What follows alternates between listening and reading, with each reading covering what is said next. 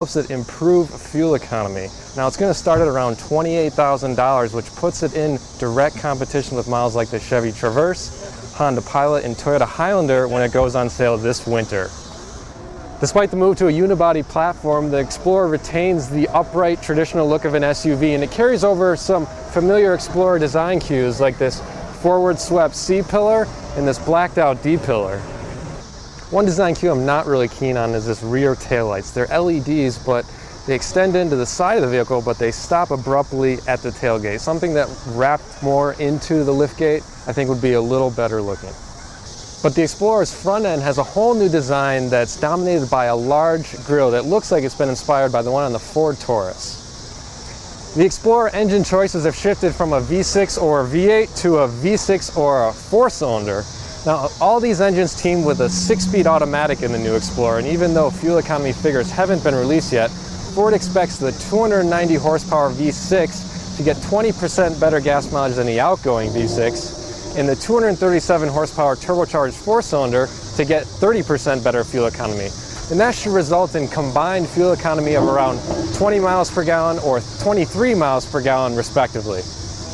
While gas mileage is up, towing capacity is down. The old Explorer could tow about 7,100 pounds when properly equipped, and the new model is rated to tow a maximum of 5,000 pounds with the V6 or 2,000 with the 4-cylinder.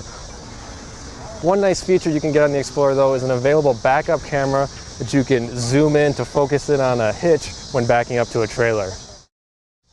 4-cylinder models are only available with front-wheel drive, but if you get the V6, you can have front-wheel drive or all-wheel drive. And the all-wheel drive system includes Ford's terrain management system, which is operated by this knob on the center console. It's kind of like Land Rover's terrain response in that you choose the selection based on driving conditions. So if you're driving on snow-covered roads, you just make that selection.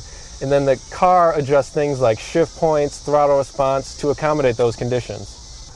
The Explorer's 3-row interior has room for up to 7 people, and in keeping with the car-based theme, it gains a more car-like interior overall in terms of the layout. It's not nearly as industrial as the previous Explorer's dashboard, and overall material quality is improved. Backseat passengers have enough space if you're a taller adult like myself. I'm about 6'1", but there's not a lot of extra room, though there is pretty good footroom.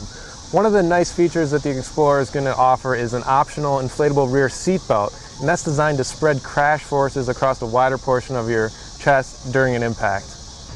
With the new Explorer, Ford has taken a completely different tack with one of its most familiar models. And I think it's the right move for them because people are less focused on off-road capability and more focused on on-road driving refinement.